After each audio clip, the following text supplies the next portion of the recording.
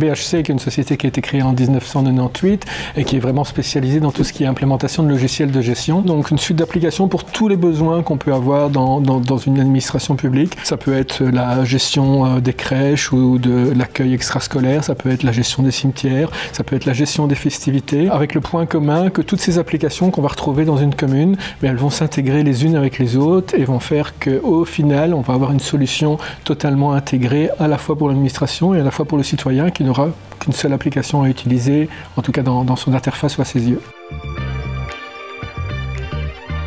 Elle est innovante sur différents aspects, par son approche qui est déjà modulaire, intégrée sur une base qui aujourd'hui parle beaucoup aux administrations publiques. Ça s'appelle la base open source, c'est-à-dire un code qui n'est pas fermé et qui reste à disposition et qui peut être évolutif. C'est-à-dire que d'autres personnes, d'autres entreprises ou même l'administration elle-même va pouvoir faire évoluer le code aussi.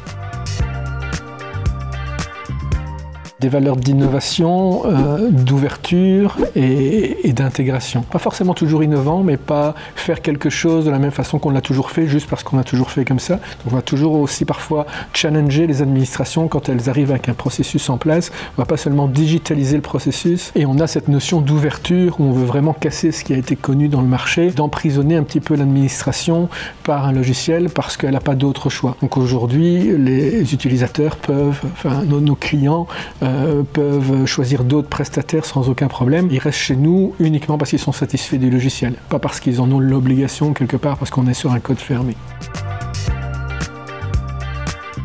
La première, c'est vraiment le lancement commercial, parce qu'entre définir un produit au niveau technologique et recherche et développement et le lancement, c'est quand même une énorme démarche, surtout dans un secteur très particulier comme les administrations publiques. Et j'ai envie de dire que pour l'instant, on est seulement à la deuxième étape, qui est l'étape de monter en charge quelque part. On essaye vraiment de commercialiser la solution. Et l'étape la plus importante et la plus difficile pour nous, c'est simplement de faire savoir aux administrations que cette solution-là existe pour que des marchés sortent. Parce que beaucoup de marchés ne sortent pas parce que simplement, les administrations ne savent pas que ces technologies et ces solutions existent.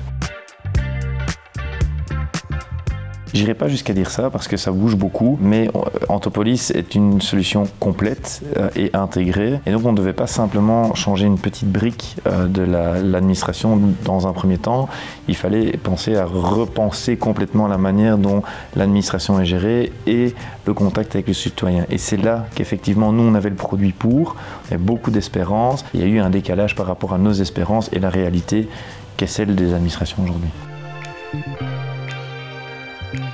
On avait dans la tête d'attaquer le marché international. Je me suis rendu encore il y a un mois au Smart City Barcelone, où clairement il y a de la demande sur des marchés étrangers. Il y a encore beaucoup de possibilités pour nous sur le marché wallon et le marché belge. Les ambitions, c'est clairement enfin décoller comme on l'espérait au lancement. Je pense qu'Antopolis est vraiment une suite qui suit les standards technologiques, qui peut révolutionner le quotidien des administrations et des citoyens. Et on aimerait être présent dans chacune des administrations de la région wallonne. Donc avoir 262 clients, ça ce serait vraiment super top. Et si possible, pourquoi pas avoir un ou deux clients à l'international.